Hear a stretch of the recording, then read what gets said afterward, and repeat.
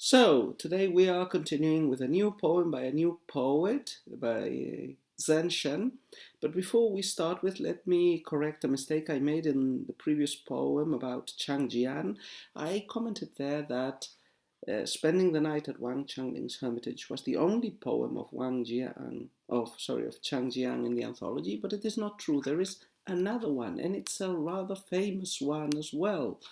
A Buddhist retreat behind Broken Mountain Temple, which is usually taken as an example of descriptive poetry describing a religious site. And it's so ubiquitous that, in fact, I found it this morning in a Spanish anthology of Tang poetry that I have, that included also three more poems by Chang Jiang. Okay, then let's move on to Cen Shen with Gao Shi in Shueju climbing the pagoda at the Temple of Compassion. The pagoda seems to burst from the earth, reaching solitary and high into the heavens. Climbing to the top, we leave the world behind, the steps winding endlessly into the void. So imposing, it could command the whole country, so tall, as if not built by human hands.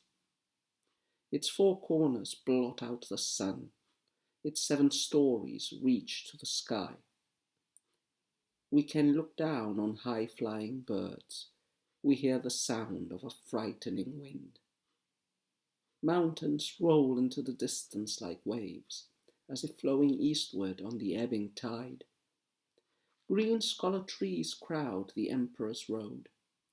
How marvellous are his palaces and halls. Autumn colours come in from the west. A grey haze fills the central plain. To the north remain the 5 imperial tombs, green in the mist, for all eternity. Only now do I begin to understand truths the sages struggled to attain. I will put aside the trappings of my office to follow the way and seek enlightenment. So first of all, some biographic information. Who is Cen Shen? Well, he is a High Tang poet, therefore he mainly wrote and lived during the first half of the 8th century. He was a good friend of some of the poets we've already seen, for example of Du Fu, also of Gao Shi, who is one of his companions in this poem in Climbing the Pagoda. Cen Shen passed the examinations, but he had, for most of his life, we would say a military career. He served in different military posts as an adjutant or governor in areas where the army was present, in the extreme northwest, or after the An-Lushan rebellion in some of the provinces attached to the military governors of those territories, the Yedushi.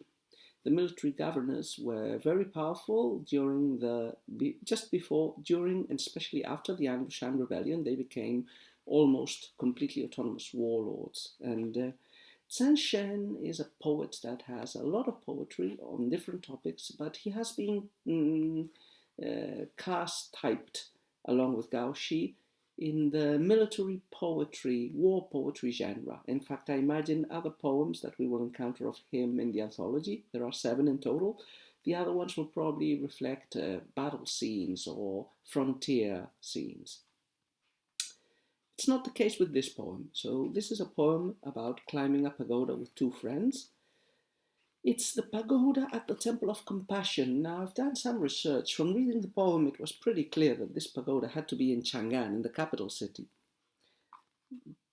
But I believe it's the still standing giant wild goose pagoda in what is now called Xi'an in China. So this was the Temple of Compassion was a very important temple built in the early Tang Dynasty. In Chinese, I think it's called, pardon my pronunciation, the Dazian Temple.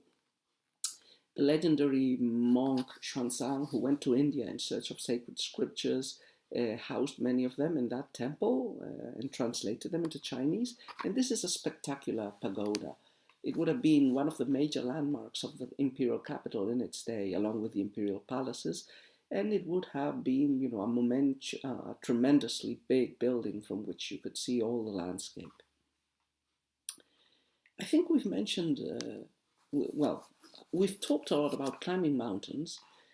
Climbing pagodas is also a very typical topic of Chinese scholarly poetry. And big pagodas and pavilions are generally equated to mountains. The same elements that apply to mountains usually apply to these man-built structures. They are very high, they allow for an elevation of the view, and they allow for that far sight, which includes not only seeing the landscape at your feet, but also learning, seeing more, seeing beyond. So in many ways, pagodas in poems of the Tang Dynasty function as a sort of human-made mountains.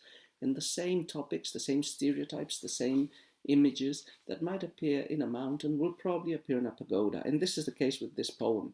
This is a poem mostly describing the wonderful view from the top of the pagoda, emphasizing its elevation, its height, its climbing up, even to a slightly hyperbolic rate, describing the views of the capital and of nature in autumn.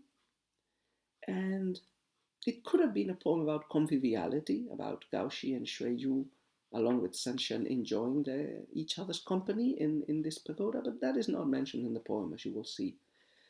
A second element, besides the climbing the pagoda and the descriptive and landscape or landmark topic, a second element related to climbing mountain poetry is renunciation of the world. As you will see at the end of the poem, one of the consequences that we are to assume of the experience of climbing this pagoda, one of the effects on Cen Shen is his enlightenment on the idea that he should, renounce the world.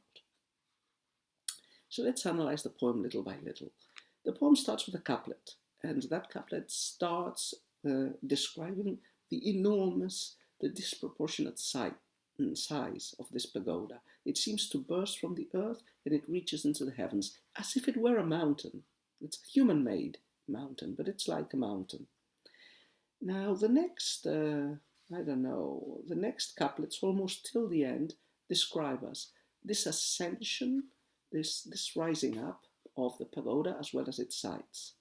It's incredibly high, its steps wind endlessly into the void of heaven. It doesn't look like a human construction, and it reaches up to the skies. From the top of it you can see flying birds. Below it, so high is it, and you can hear the wind. One particularly successful image that I find in it is the couplet that says, "Mountains roll into the distance like waves, as if flowing eastward on the ebbing tide." So the mountains seem to be a sea of waves. From the top of this mountain, they look like a sea of frozen green waves, rolling in the distance, approaching, or seemingly trying to approach the imperial capital. From this couplet onward, the previous couplets, so there were 1, 2, 3, 4, 5. Yeah, so these previous 5 couplets were describing the elevation of the mountain, of the pagoda, which was like a mountain, and how high it was, how it blotted the sun. The next couplets will describe us some of the sights that can be seen from the pagoda related to the imperial capital. So, green scholar trees crowd the Empress Road, how marvelous are his palaces and halls. From this pagoda, the pavilions and the constructions of the imperial palaces located in the north and northeast of Chang'an can be seen and appreciated in all their splendor and beauty. It's autumn. There's a haze over the plain. Hazes are typically associated with autumn. To the north, you can see the 5 imperial tombs. Now, Chang'an had been a capital in China for hundreds of years, at least going back to the Western Zhou dynasty. The imperial capital hadn't been strictly located in Tan Chang'an, it had been located in surrounding areas. So in the Western Zhou, the capitals were called Feng and Hao, but they were a few kilometers, quite close to the later imperial city. during the Han Dynasty. Chang'an, with that name, was also located there, a little bit to the west, I think, of Tang, Chang'an. And later on, the imperial capitals in China were mostly wooden constructions, which meant they were very perishable. Whenever a dynasty fell, the capital cities and the palaces were usually sacked and burnt, and after a few 100 years, absolutely nothing remained of them except a few mounds of earth. But close to the old Han capital, Chang'an, and visible from the new Tang capital, Chang'an, were the imperial tombs. Emperors of the Han dynasty, especially of the Western Han dynasty, were buried in big, big mountains. And whole towns were uprooted and taken to the mountains so that the emperors would have a village with worshippers who could look after the imperial tomb and live there and keep the sacrifices and the rituals to the dead emperor. So from this spectacular pagoda, we can see those tombs of the past.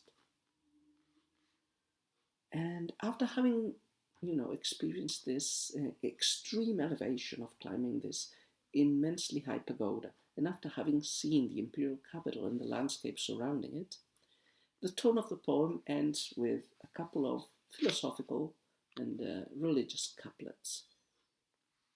All this contemplation, all this farsight in the physical and empirical sense leads to an inner insight, a knowledge that is arrived at, experienced after the experience of climbing the pagoda. Only now do I begin to understand truths the sages struggle to attain. Being in this elevated position, in this elevated circumstance, one can see things that one cannot see when one is in the ground. I will put aside the trappings of my office to follow the way and seek enlightenment.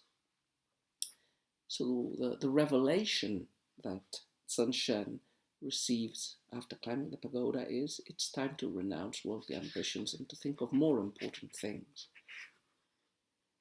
As opposed to Chang Jiang's poem, and based on biographical information we have at Cen Shen, this poem might sound a little bit hypocritical because Cen Shen did not renounce office. He continued serving in posts until his death. We are committing what some early 20th century critics and T.S. Eliot called the intentional fallacy, which is using the presumed intentions of the poet or his biography as a guide to explaining a poem instead of using the poem itself. I am guilty as charged. But as I think I've said before, we must remember that Chinese scholar officials are house divided. They always have this tension between serving in office and fulfilling the Confucian ideal. And this can be difficult under bad emperors or when the scholar official is not recognized and languishes in obscure and minor positions. And as opposed to the serving in office, one has the desire for enjoying the retired life, not necessarily a religious life, although it could be, a hermit's, a Buddhist or Taoist hermit's life, trying to achieve immortality or enlightenment and escape from samsara. It could be, the retired, pleasant, little gentry life of the retired scholar official who meets his friends, drinks wine, recites poetry, and enjoys an easy life of conviviality. In any case, we must give, at least from the poetic point of view, we must give the benefit of the doubt to Cen Shen. This physical experience of climbing the pagoda has given him an illumination, has given him a knowledge and a view and a desire. Whether or not he was able or not to implement it is irrelevant, but there is a connection between this majestic building, the seeing of nature, and the desire for change of the poet. So a little bit like the Romantics' experience of nature, but different. We'll continue tomorrow with another poem, which is also quite long. This was quite a long poem. Tomorrow's is also quite long. See you tomorrow.